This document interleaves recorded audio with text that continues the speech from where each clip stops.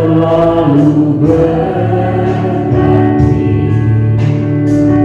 Kasih Tuhan tetap abadi. Amin. Akan berulang sampai selamanya. Ku tetap percaya. Ku yakin Tuhan memberkati. Ku yakin Tuhan melindungi.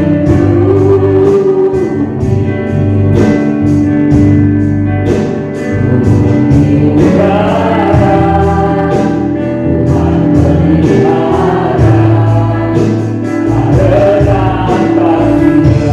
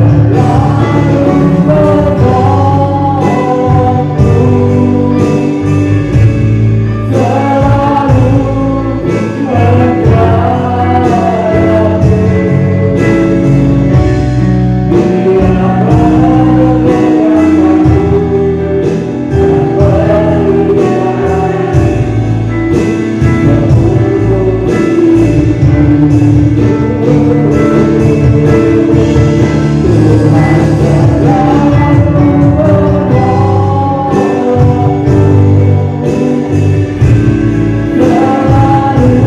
selalu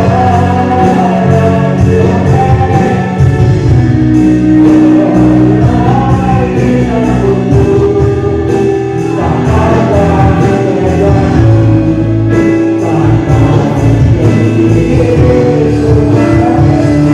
sedih. Tuhan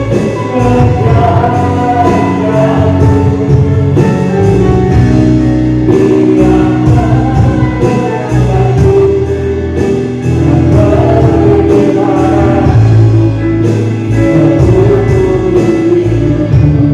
Dia dengan iman perlahan-lahan katakan, Tuhan selalu menolongku, selalu menjagaku. Amin. Selagi rambutku tak akan terjatuh tanpa seizinku. Amin. Tuhan selalu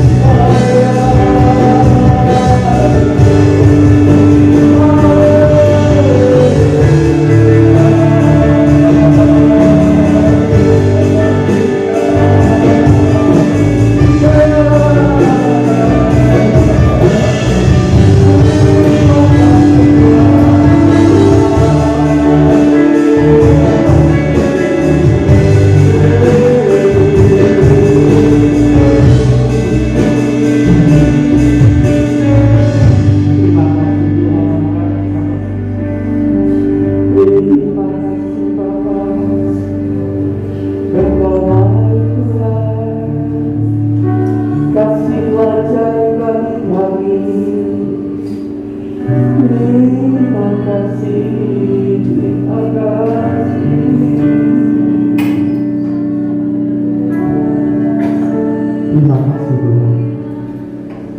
Terima kasih Yesus. Haleluya. Haleluya. Haleluya. Saya minta saudari Tampang untuk maju ke depan untuk berdoa, kita mulai menilai doa.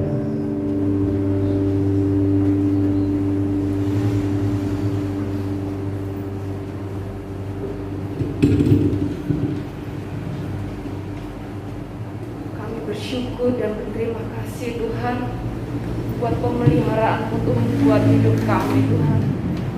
Kami merasakan kebaikan-Mu Tuhan. Kami merasakan dipuaskan, dikenyangkan Tuhan oleh kebaikan-Mu. Setiap hari kami rasakan, bahkan setiap hidup kami yang kami lewati, kami lalui, kami merasakan mujizat-mujizat-Mu Tuhan, kebaikan-kebaikan-Mu ya Tuhan, yang tidak dapat kami hitung Tuhan. Terlalu besar cinta-Mu buat kami Tuhan. Terima kasih Tuhan. Ajar kami Tuhan untuk bisa melihat kebaikan-Mu Tuhan, dengan Roh Kudus-Mu Tuhan, dengan mata rohani kami Tuhan, untuk kami bisa merasakan betapa Engkau mencintai kami Tuhan. Dan ajar kami Tuhan untuk hidup menyenangkan hati-Mu Tuhan, untuk membalas setiap kebaikan yang Tuhan sudah berikan buat kami. Ajar kami Tuhan, berikan kami kekuatan dari Roh-Mu Tuhan, untuk kami hidup sesuai dengan firman-Mu Tuhan. Bapa, terima kasih kalau Engkau boleh kumpulkan kami semuanya di tempat ini Tuhan. Kami mau memuji dan meninggikan nama-Mu Tuhan, karena Engkau sudah mati buat kami Tuhan, dan Engkau bangkit buat kami Tuhan. Engkau sudah mengalahkan maut Tuhan, memberikan nyawa-Mu, darah-Mu Tuhan, tercurah untuk menebus dosa kami. Biarlah Tuhan Paskah ini berlalu dari tahun ke tahun Tuhan, tetapi kami tetap menyemangatinya Tuhan, sebagai suatu kemenangan yang besar untuk kami selalu bersuka cita, untuk kami selalu mengerti bagaimana pengorbanan-Mu yang besar yang Engkau curahkan buat kami umat manusia Tuhan. Terima kasih Bapa. Terpujilah nama-Mu Tuhan. Kiranya Engkau memberkati ibadah kami Tuhan, dari awal, pertengahan hingga akhirnya. Ada kuasa Roh Kudus turun dari tempat ini, memenuhi setiap kami. Biarlah kami yang datang di tempat ini tidak sia-sia. Kami memperoleh sukacita, damai sejahtera yang daripada surga. Terima kasih Bapa di surga, hanya di dalam nama Yesus kami sudah berdoa dan mengucap syukur. Haleluya. Amin. Amin. Beri sorak-sorai kemuliaan bagi Tuhan kita. Haleluya. Oh, haleluya. Tuhan sudah bangkit. Mari kita nyanyikan pujian kita. Oh,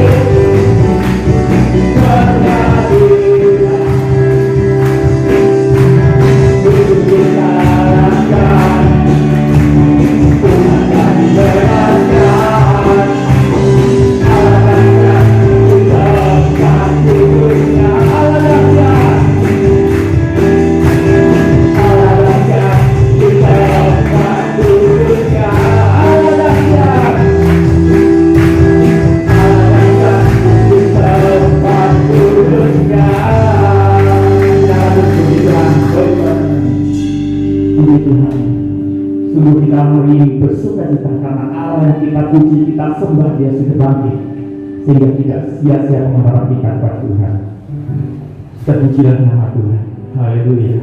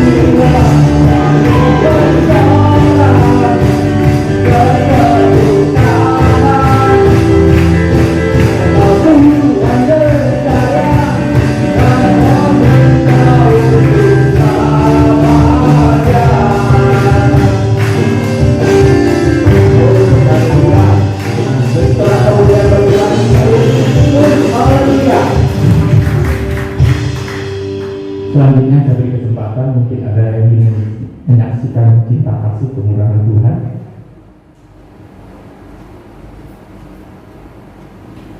Mungkin ada yang mau bersaksi.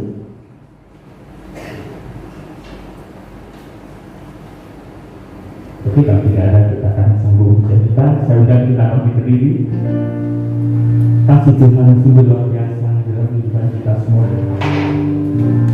Sungguh tak terukur kasih Tuhan yang sudah diberikan bagi kita umatnya, yang rela berkorban di kayu salib mati demi menebus dosa-dosa kita. Haleluya Yesus.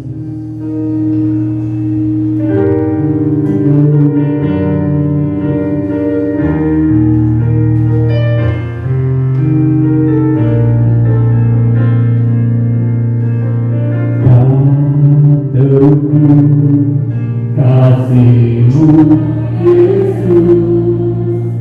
Kau telah mati, gantikan diriku. Kau curahkan darah-Mu untuk tebus dosa-Mu. Tak terukur, tak terukur kasih-Mu Yesus. Terima kasih Tuhan. Gantikan diriku. Kau curahkan darah-Mu untuk tebus dosa-Mu. Layakkah Kau Tuhan dipuji dan disembah dengan segenap hatiku. Layakkah Kau Tuhan dipuji dan disembah dengan segenap jiwa ragaku. Layakkah Kau Tuhan dipuji dan disembah dengan segenap hatiku.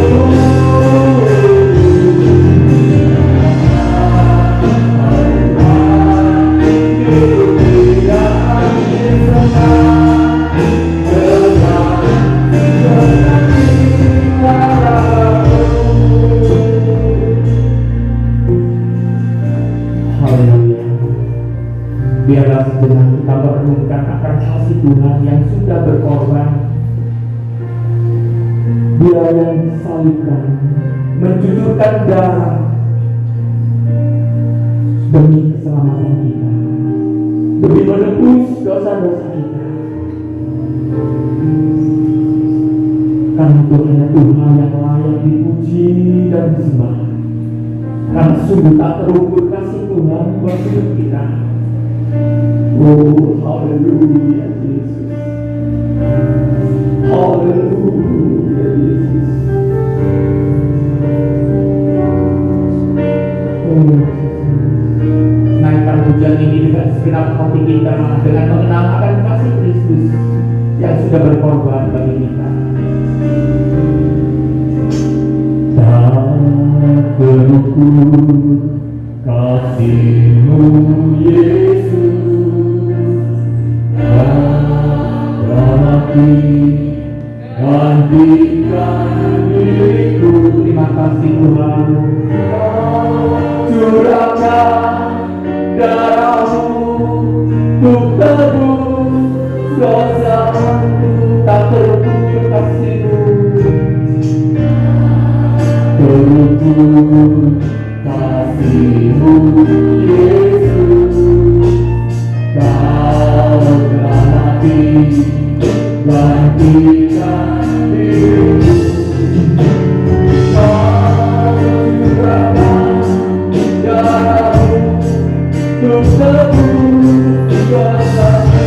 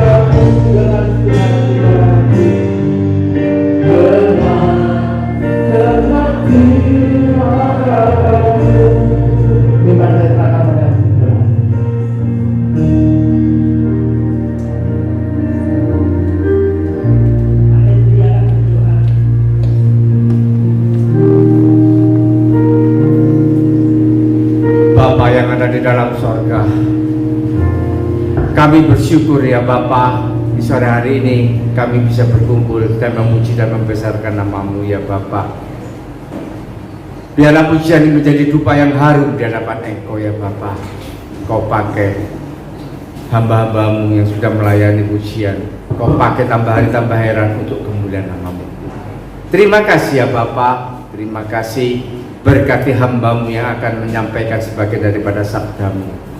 Kau urapi hamba-Mu dengan urapan Roh Kudus-Mu ya Bapa, supaya apa yang difirmankannya menjadi berkat, menjadi kekuatan kepada anak-anak-Mu semuanya di sore hari ini ya Bapa. Terima kasih ya Bapa, terima kasih, segala puji syukur bagi-Mu. Kami serahkan doa dan permohonan kami serahkan hamba-Mu dalam melayani. Terima kasih ya Bapa. Haleluya. Amin. Shalom. Selamat sore, saudara bisa menyerap firman Tuhan hari ini. Saya akan bicara judul Kristus bangkit. Jadi kemenangan Kristus itu untuk kita manusia. Ya saudara, kalau Tuhan Yesus bangkit, Dia menang atas maut. Dan itu dampaknya untuk kita manusia, untuk kita semuanya. Ya, nanti kita akan baca manusia siapa saja yang mendapatkan kemurahan dari kebangkitan Kristus. Ya, bukan hanya kepada manusia yang masih hidup, tetapi manusia yang sudah meninggal, bahkan manusia yang di zaman perjanjian lama yang sudah lama meninggal. Itu ada luar biasa pelayanan Tuhan ya. Saya baca itu Tuhan luar biasa ya. Kita akan baca di dalam 1 Korintus 15 ayat 55 sampai 57. Kita baca bersama 1 Korintus 15 ayat 55 sampai 57.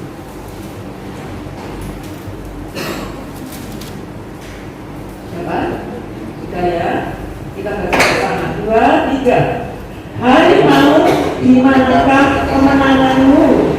Hai maut, di manakah sengatmu?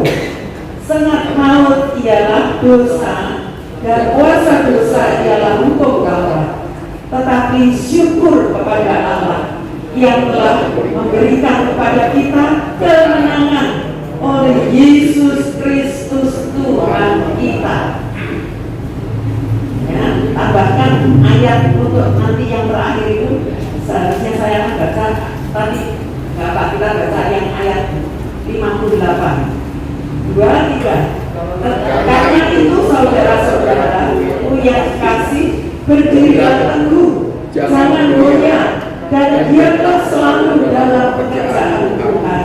Sebab kamu tahu bahwa dalam persekutuan dengan Tuhan jerih payah tidak sia-sia. Amin. Puji Tuhan ya.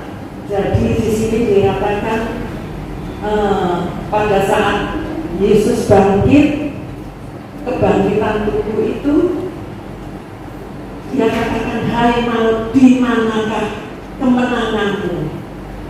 Ditantang, hai maut, di mana sengatmu? Sengat itu adalah apa itu? Kalau binatang apa ini?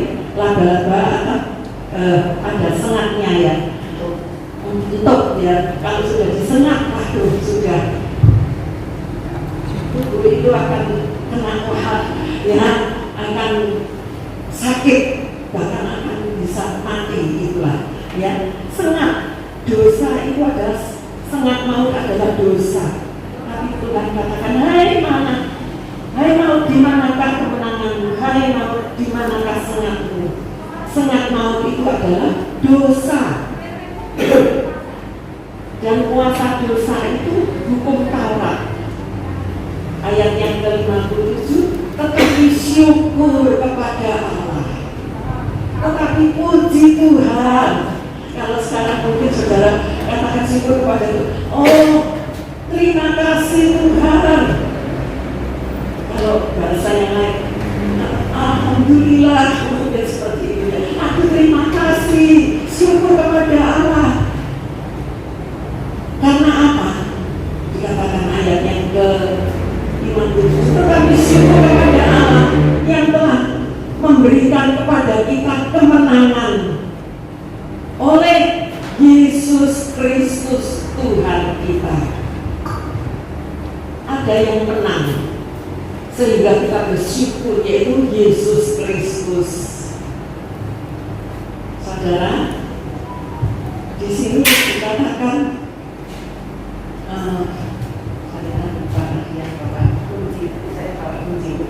ya. Nah, kemenangan itu ada di tangan Tuhan Yesus. Sehingga di dalam Wahyu 1 ayat 18 disebutkan, yang kita baca Wahyu 1 ayat 18, apa katanya? 2, 3, kita baca. Dan yang hidup, aku telah mati, namun lihatlah aku hidup sampai selama-lamanya, dan aku memegang segala kunci maut dan kerajaan maut. Dia katakan aku di ayat atasnya, Alfa dan Omega, akulah yang awal dan yang akhir. Akulah yang permulaan dan yang akhir. Ya, waktu ini ada, waktu dalam hidup manusia ada awalnya lahir sampai akhirnya kita harus kembali kepada Sang Bangkit, itu yang akhir. Dia katakan karena aku hidup, aku memegang kunci kerajaan, kunci maut dan kerajaan maut. Maut itu tidak direncanakan oleh Tuhan. Ya, kematian itu tidak sama sekali diplankan oleh Tuhan, nanti dia mati dah, ya manusia ini resmi mati gitu ya, enggak ya. Tetapi Tuhan sudah berkata ya di dalam firman-Nya pada awal mulanya, sebelum dunia dijadikan, ada firman. Firman itu yang menciptakan dunia ini, ya, menjadikan terang, menjadikan seisi dunia ini, sampai penciptaan hari ke-1, ke-2, ke-3, sampai manusia hari ke-berapa? Hari ke-6 manusia, dan itu hasilnya dikatakan yang terbaik, ya, lebih dari ciptaan-ciptaan yang lain, karena manusia ini komplit, ada kehidupan Allah di sana. Allah berkata, biarlah aku mau menciptakan manusia ini, kita menciptakan seturut dengan gambar kita ini, ya, yaitu Bapa, Anak, dan Roh Kudus. Ya. Roh itu diberikan, dihembuskan, sehingga manusia itu menjadi hidup, saudara. Ini luar biasa ya, dikatakan. Nah, aku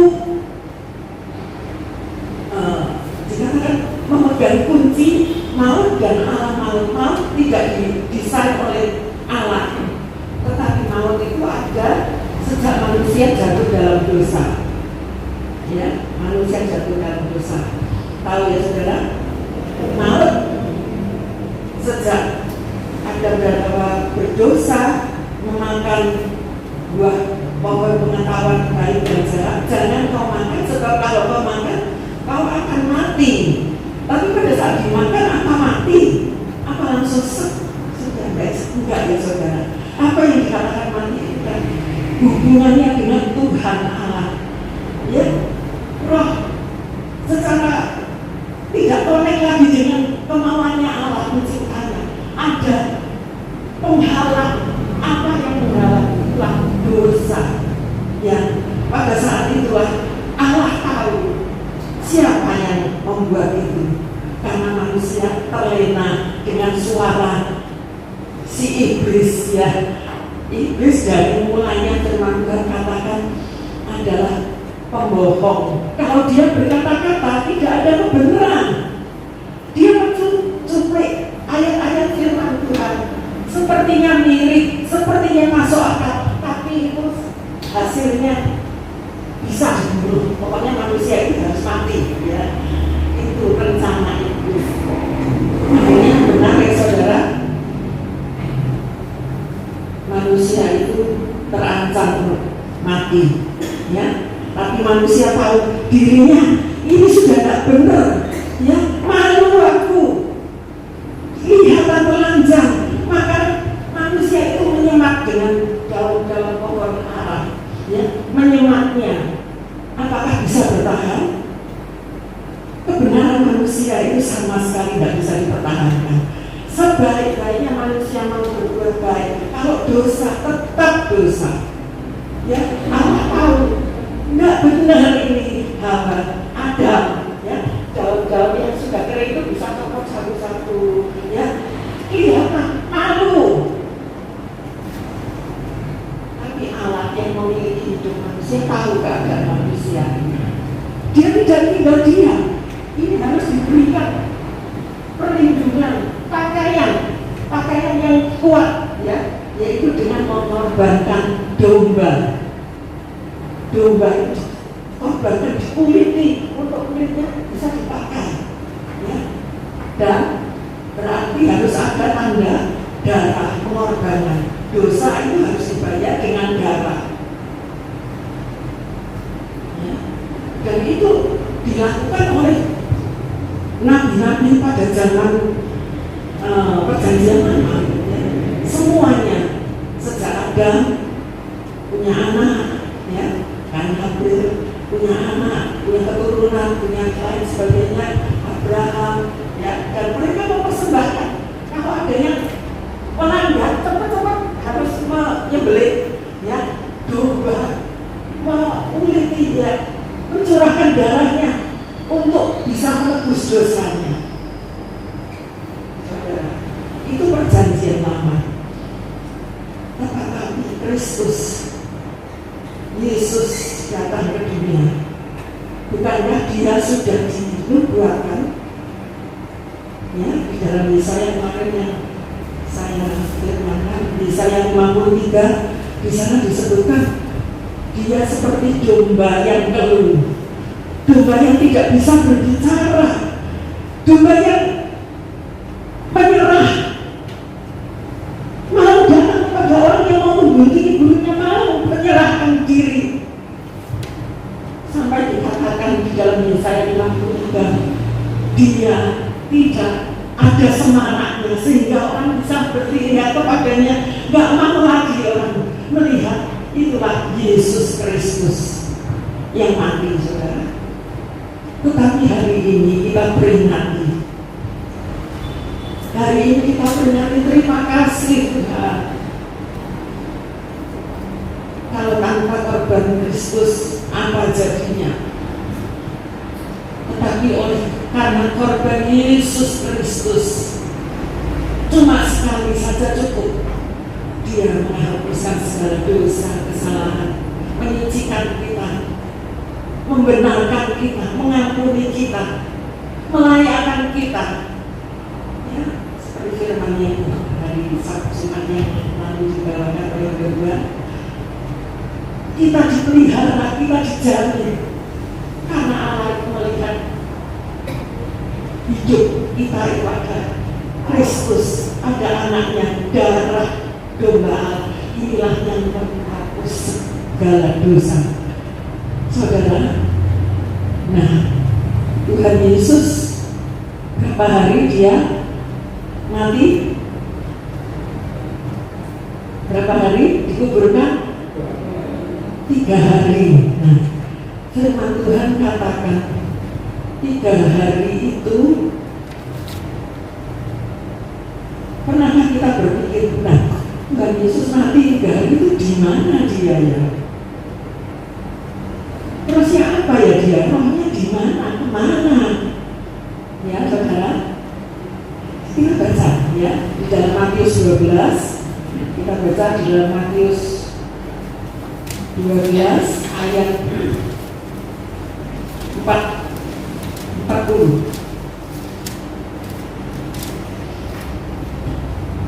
Kita baca Sebab seperti Yunus tinggal di dalam perut ikan 3 hari 3 malam, demikian juga Anak Manusia akan tinggal di dalam rahim bumi 3 hari 3 malam. Yesus dikasihkan Anak Manusia itu ada tinggal di dalam rahim bumi 3 hari 3 malam. Ya, saudara, jadi kebangkitan Tuhan Yesus ini, ya, nah, 3 hari ini dia turun di dalam perut bumi, disebutkan di dalam perut bumi untuk apa? Membebaskan membebaskan tawanan, untuk membawa tawanan itu untuk datang. Dia apa itu? Memproklamirkan dirinya, ya. Dia memproklamirkan dirinya di kalau saya baca di sana, ya, 3 hari Tuhan Yesus turun ke Hades, ya, ke Seol, ya. Di sana ada tempat di mana orang-orang yang meninggal, ya, menantikan orang-orang yang mana? Orang-orang yang hidup sebelum zamannya Yesus lahir.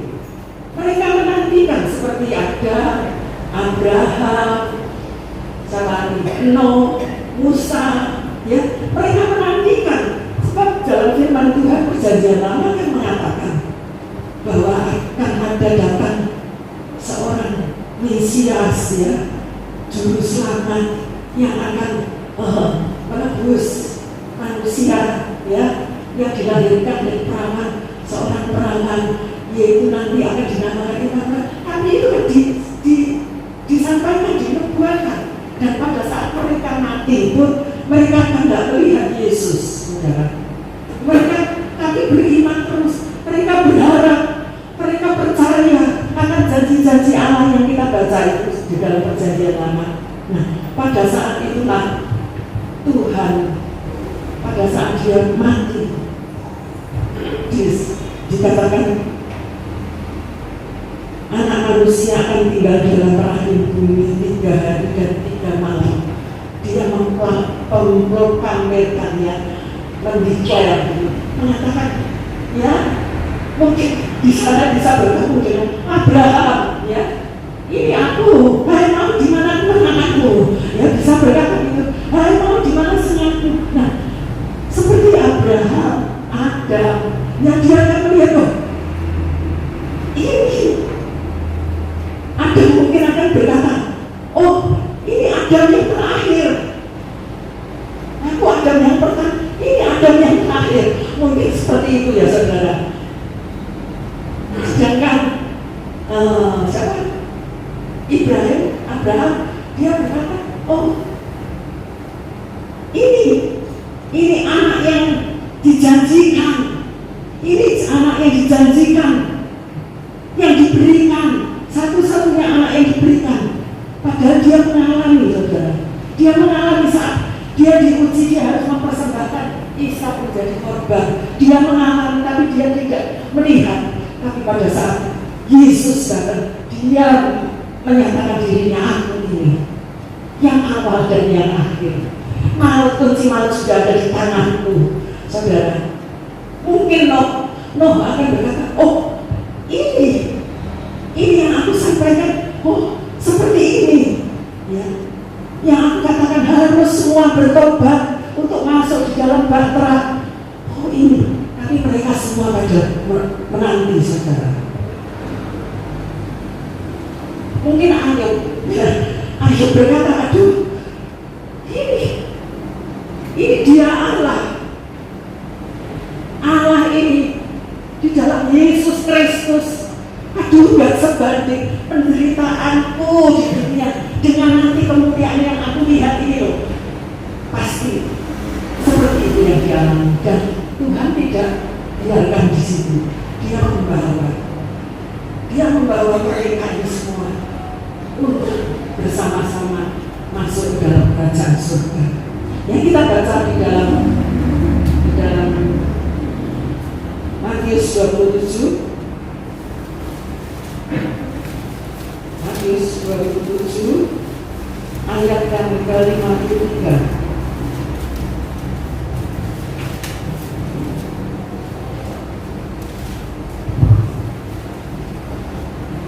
Bersama 2, 3.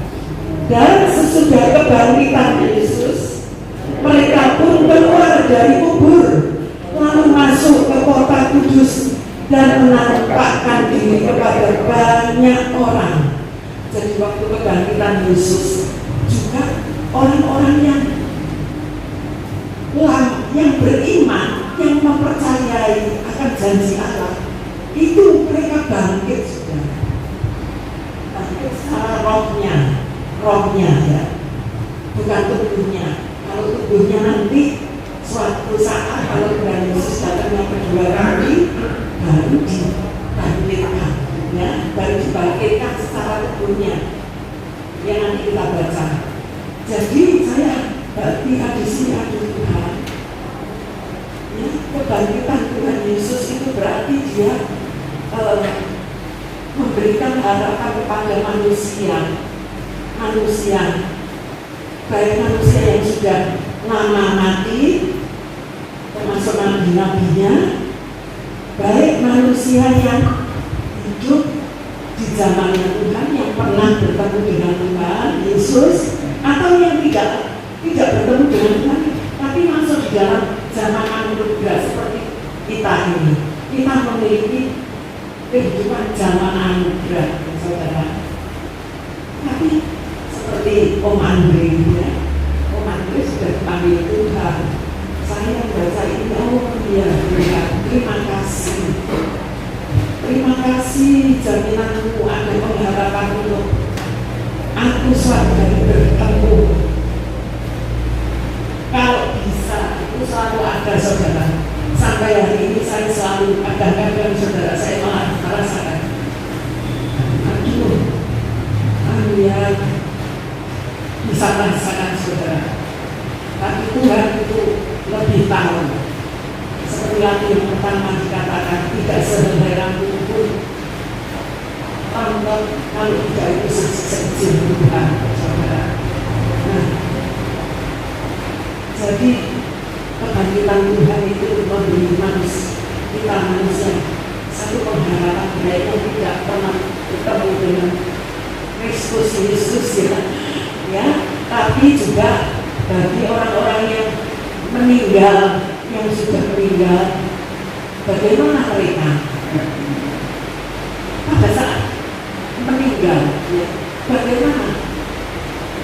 Apakah di tempat penantian? Tidak, saudara, karena dia sudah percaya benar-benar langsung pada hembusan nafas menutup mata yang terakhir di bumi ini, membuka mata di surga. Oh, di sana dan senang. Sebabnya firman Tuhan dikatakan tidak setengahnya pun bisa diceritakan, bahkan apa yang tidak terpikirkan oleh kita itu disediakan oleh Tuhan di sana. Apa yang tidak pernah dilihat mata itu ada di sana. Ya, saya percaya saudara, hidup kita semuanya masih diberi kesempatan. Kalau saudara tahu, saya sangat bisa terus bertanya kepada Tuhan. Ya, saya terus bertanya, saya berandai-andai terus. Tetapi saya, Tuhan, Tuhan, tidak bisa kembali lagi apa yang aku inginkan untuk aku ngomong, untuk aku bisa ngomong, tidak bisa lagi. Tapi saya tahu pekerjaannya sudah selesai, kita yang belum. Nah, ada firman Tuhan katakan, ada Tuhan juga menyediakan langsung untuk suatu tempat untuk berjumpa dengan Dia, karena kebangkitan Kristus ini, karena kita percaya pada Yesus Kristus ini. Dan untuk orang yang masih hidup, nggak tahu loh saudara, ya saya punya pertanyaan itu saudara, siapa yang ada bukunya ya, jadi baptisan, pemberkatan nikah ada, baptisan, pemberkatan penyerahan anak ada, yang dipanggil Tuhan ada juga. Saya tulis di situ, Om Andri, tanggalnya. Kan gampang ini, urutan ya saudara, beberapa saudaranya. Ya, kakaknya Desi, kakaknya Rita, ya, namanya Fomi, namanya Sisi. Ya, saya tidak seorang pun yang tahu. Mereka berusia berapa? 71, 50 lebih, 80, 40 lebih, dan yang terus nggak tahu. Ya, tapi suatu saat kita harus berkatakan hidupku sudah di dalam tangan Tuhan, karena jaminan kunci maut dan alam maut ada di dalam tangan Kristus Yesus. Kita percaya kepadanya. Ya, kita akan baca. Coba kita akan baca di dalam 1 Petrus pasal 1 ayat 3 dan 4.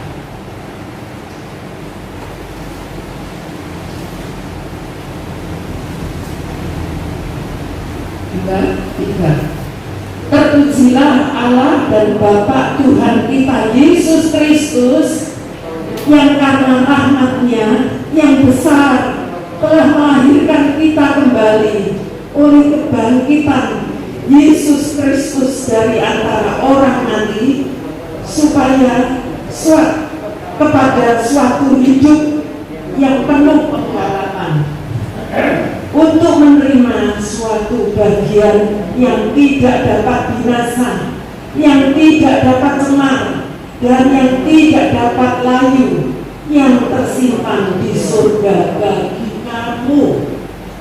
Terpujilah. Bagi siapa? Bagi kita. Bagi kita disediakan untuk suatu saat menerima bagian yang tidak akan binasa. Itu yang akan diberikan. Yang tidak cemar, itu yang akan diberikan pada kita. Tentu ini adalah suatu pengharapan. Suatu pengharapan. Apa yang diharapkan itu dari karena kita memiliki iman. Bukankah iman ada pengharapan dan terus mengasihi? Iman itu hal yang tidak dilihat, ya, tidak dilihat, tidak bisa dilihat. Kita beriman, ya. Mengharapkan apa yang tidak dilihat, kita tetap beriman. Nah, iman itu harus hidup. Iman itu harus dipelihara. Saudara, ingat saudara, pada saat kebangkitan, satu murid Yesus yang bersama-sama dari 12:1, dia tidak percaya, dia meragukan, masa iya bangkit? Nggak mungkin lah. Kalau nggak aku mencucukkan jariku ke lubang tangannya, juga ke lambungnya, aku nggak percaya, nggak yakin. Siapa dia? Siapa?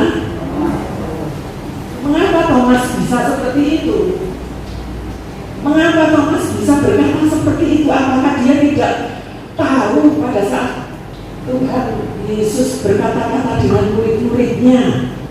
Tahu saudara, dia ada di dalam 12 muridnya pada saat perjamuan malam. Dia tahu, dia juga mendapatkan pelayanan dari Tuhan, tubuh dan darahnya. Dia tahu, tetapi kenapa si Thomas tidak bisa percaya? Karena pikirannya sudah dengan banyak masalah, banyak pertanyaan. Waduh, kalau Tuhanku ini pergi meninggalkan ini, mau jadi apa ya? Bagaimana ya? Wah, percuma kalau gitu. Wah, nggak ada yang bisa diharapkan. Wah, siapa yang aku lihat lagi lah? Nggak tahu dan lalu dia nyingkir, saudara. Padahal Tuhan katakan aku 3 hari akan bangkit. Aku 3 hari nanti akan bangkit. Ya. Tapi pada saat Thomas berkata seperti itu, Tuhan tidak marah. Dia tahu. Dan dia datang. Dia ngerti hatinya Thomas ini. Ayo peganglah. Ini, peganglah. Ayo, baru kamu percaya, silahkan. Dan setelah dia tahu, dia katakan, Tuhan ampuni. Bukankah seringkali dalam kehidupan kita, saudara, kita sering seperti itu kan? Kita menggebu-gebu percaya, ya, yakin, amin, amin. Tapi pada saatnya pencobaan datang, ujian datang, apa yang ada di bumi ini datang, aduh, sudah tidak ingat firman Tuhan lagi, tidak ingat sama sekali firman-Nya, dan bahkan meninggalkan, tidak mau bersekutu bersama-sama, meninggalkan kelompok untuk bisa mau bersekutu bersama-sama. Thomas karena tidak ada bersekutu bersama-sama pada saat itu, tapi Tuhan datang, dan sejak saat itu dia tidak mau keluar lagi dari persekutuan bersama. Saudara, biarlah dalam hidup kita minta Tuhan, apapun yang terjadi, aku gak pandang manusia gak ada yang bisa memuaskan, tidak, tapi hanya Engkau, karena Engkau sudah berkorban, Engkau sudah mati, sekali cukup Tuhan, itu cukup untuk aku. Kita akan baca 2 ayat, beberapa ayat yang terakhir ya. Tadi dikatakan kalau Tuhan, kebangkitan Tuhan juga dimanfaatkan bagi orang perjanjian lama seperti Adam, Abraham, Musa, Daud dan lain-lainnya. Ya. Kuburan terbuka, banyak orang yang kudus bangkit, ya. Tapi yang kedua, orang yang sudah meninggal itu dia akan berkumpul bersama-sama dengan Tuhan. Kita baca 1 Tesalonika 4 ayatnya yang ke-14 ya. 14 dan seterusnya ya. 2, 3.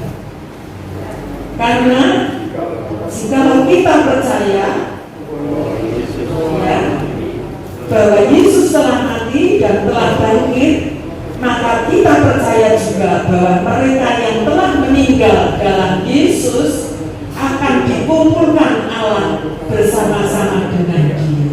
Mereka yang meninggal dalam Yesus, yang sudah kenal Tuhan Yesus, yang tahu pada saat mereka meninggal itu dikumpulkan bersama-sama dengan Yesus, ya, rohnya bersama-sama dengan Yesus. Tapi tubuhnya tetap masih ada di dalam kuburan, ya saudara. Nah, bagaimana orang yang masih hidup? Kan tadi Tuhan mati kebangkitannya untuk manusia itu bagi perjanjian lama, juga orang yang hidup saat ini yang sudah mati, juga yang masih hidup. Ya, kita teruskan ayat-ayat itu, ayat 15 dan sampai 17. Ini kami katakan kepadamu dengan firman Tuhan, kita yang hidup, yang masih tinggal sampai kedatangan Tuhan, sekali-kali tidak akan mendahului mereka yang telah meninggal. Sebab pada waktu tanda diberi, yaitu pada waktu penghulu malaikat berseru dan sangkakala Allah berbunyi, maka Tuhan sendiri akan turun dari surga dan mereka yang mati dalam Kristus akan lebih dahulu bangkit. Sesudah itu kita yang hidup, yang masih tinggal, akan diangkat bersama-sama dengan mereka dalam awan menyongsong Tuhan di angkasa. Demikianlah kita akan selama-lamanya bersama-sama dengan Tuhan. Inilah pada saat pengangkatan. Ya, kita tidak tahu usia berapa, umur berapa yang Tuhan beri. Ya, umur berapa yang Tuhan beri. Biasanya kita sudah tahu, dipersiapkan, ya. Nanti gimana lubangnya, ya, gimana letaknya, gimana lokasinya, ya, itu sudah diketahui. Kadang-kadang seperti itu saja. Tetapi tidak seorang pun yang tahu kapan. Ya, tetapi firman Tuhan katakan tadi tidak sekali-kali tidak akan mendahului, ya. Kita yang masih hidup langsung mendahului untuk bertemu dengan Tuhan. Tetapi mereka yang mati didahulukan bertemu, dan kita yang hidup diubahkan untuk tidak mengalami kematian secara umum. Ya saudara, memang sepertinya gimana ya, tapi luar biasa rencana Tuhan atas hidup ini. Biar ada hidup kita juga, kita menggunakan kesempatan yang ada. Dikatakan di dalam ayat tadi 58 1 Korintus, mari giatlah selalu dalam pekerjaan Tuhan, jangan goyah. Mari saudara-saudara giat selalu dalam kehendak Tuhan. Firman Tuhan, ya, kalau waktunya yang sisa jangan kamu pergunakan menurut keinginan manusia, tapi biar engkau tahu apa kehendak Tuhan.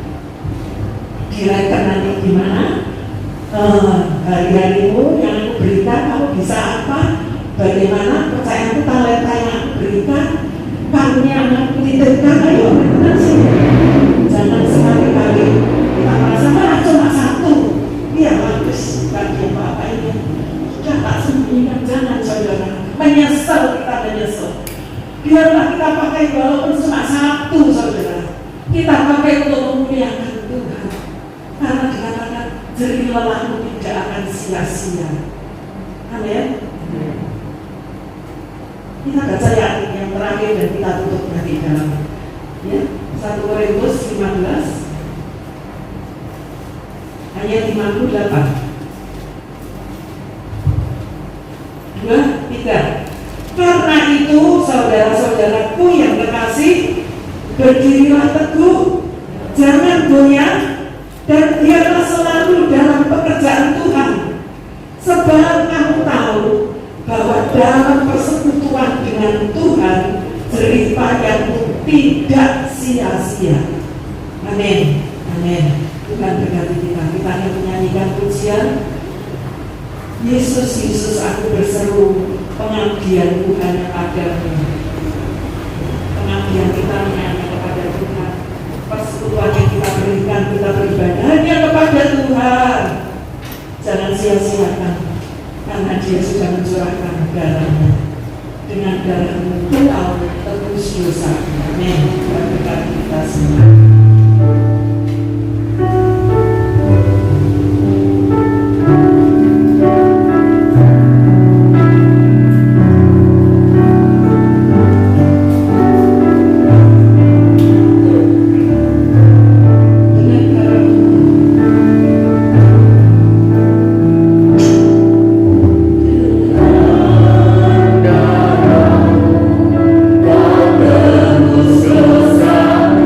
Dosamu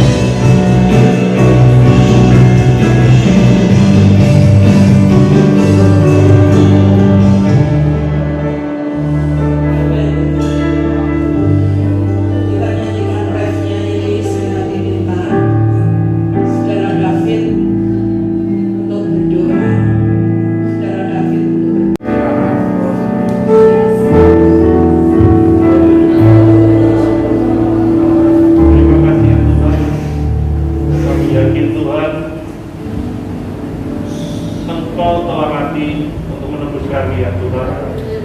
Kami ucap syukur ya Bapa, darah-Mu telah menebus kami Yesus. Kami yakin Tuhan, darah-Mu Yesus sudah menyucikan segala dosa kami.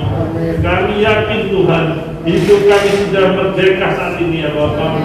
Terima kasih Tuhan buat pengorbanan-Mu di kayu salib. Engkau telah bangkit, Engkau sudah menyatakan, Engkau sudah mengalahkan maut. Kami yakin Tuhan, kami telah ditebus. Kami yakin Tuhan, di dalam kekekalan kami akan hidup bersama dengan Engkau Tuhan.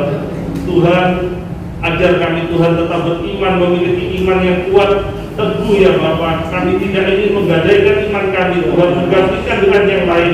Kami yakin Tuhan, dengan iman kami akan hidup kekal bersama dengan Engkau Tuhan. Kami yakin setiap pengajaran-Mu melalui Ibu Gembala yang sudah mengajar buat kami itu tidak menjadi sia-sia di dalam kehidupan kami Tuhan. Engkau akan lebih berkarya lagi ya Bapa. Engkau akan lebih memberikan penghiburan, kekuatan buat Ibu Gembala di tempat ini ya Bapak. Kami yakin melalui Ibu Gembala bisa memberikan iman kepada kami semua jemaat yang hadir di tempat ini. Terima kasih ya Bapak, berkati senantiasa buat pelayanan Ibu Gembala dimanapun berada bersama dengan keluarga. Terima kasih ya Bapak.